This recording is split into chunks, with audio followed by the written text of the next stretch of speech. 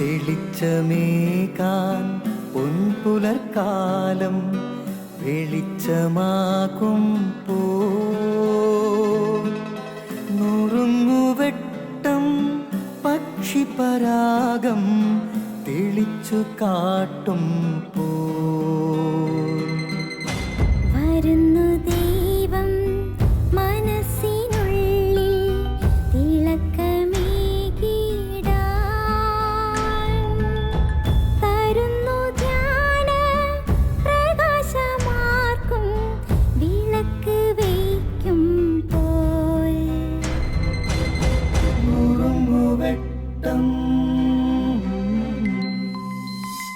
ഇറങ്ങിടട്ടെ ഹൃദന്തമെല്ലാം യുഗപ്രകാശത്താൽ, മറഞ്ഞിടട്ടെ മനാന്ധകാരം യുഗപ്രസാദത്താൽ. നുറുങ്ങുവെട്ടം.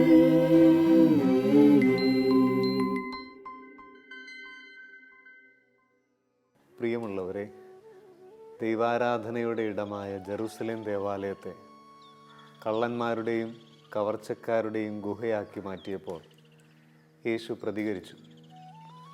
കയറുകൊണ്ട് ചാട്ടവാറുണ്ടാക്കി അടിച്ചു പുറത്താക്കി. ആടുകളോടും കാളകളോടൊപ്പം അത് കച്ചവടം നടത്തിയിരുന്നവരെ പുറത്താക്കി. നാണയങ്ങൾ ചിതറിച്ചു കളഞ്ഞു. നന്നായിട്ട് തന്നെ പ്രതികരിച്ച് ദേവാലയത്തെ ശുദ്ധീകരിക്കാൻ ശ്രമിച്ചു. അതുപോലെ തന്നെ ഫരിസേയരുടെയും നിയമജ്ഞരുടെയും മുഖത്തു നോക്കി വെള്ളയടിച്ച് കുഴിമാടങ്ങളെന്ന് വിളിക്കാൻ ധൈര്യം കാണിച്ചു. തന്നെ കൊല്ലാൻ ആലോചിക്കുന്ന രാജാവിനെ കുറുക്കനെന്ന് വിളിച്ചു. പ്രധാന പുരോഹിതനോട് ഇങ്ങനെയാണോ സംസാരിക്കുന്നതെന്ന് പറഞ്ഞ് സേവകന്മാരിൽ ഒരാൾ ചെകിട്ടത്തടിച്ചപ്പോൾ, ഞാൻ പറഞ്ഞത് തെറ്റാണെങ്കിൽ നീ അത് തെളിയിക്കുക, ഞാൻ പറഞ്ഞത് ശരിയാണെങ്കിൽ നീ എന്തിന് എന്നെ അടിച്ചു എന്ന് പറയുക.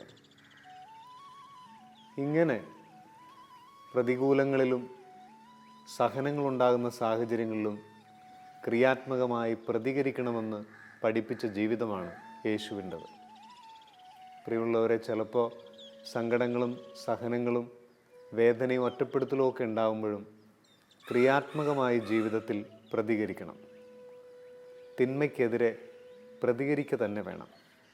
ആത്മവിശുദ്ധീകരണത്തോടൊപ്പം സമൂഹത്തിൻ്റെ ശുദ്ധീകരണവും നമ്മളിൽ നിന്ന് ദൈവം ആഗ്രഹിക്കുന്നുണ്ടെന്ന് മറക്കരുത്.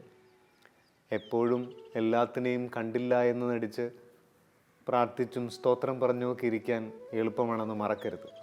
ചില കാര്യങ്ങളോട് ക്രിയാത്മകമായി പ്രതികരിക്കണം. പ്രത്യേകിച്ച് യുവാക്കളോട് യോഹന്നാൻ അതുകൊണ്ടാണ് ഓർമ്മിപ്പിക്കുന്നത്, യുവാക്കന്മാരെ, നിങ്ങൾ ശക്തന്മാരാണ്, ദൈവത്തിൻ്റെ വചനം നിങ്ങളിലുണ്ടെങ്കിൽ. നമുക്ക് പ്രതികരിക്കേണ്ടതിനെതിരെ പ്രതികരിക്കാം, ക്രിയാത്മകമായി പ്രതികരിക്കാം. അതിനുള്ള ശക്തി യുവാവായ യേശു നമുക്ക് നൽകട്ടെ. ആമേൻ.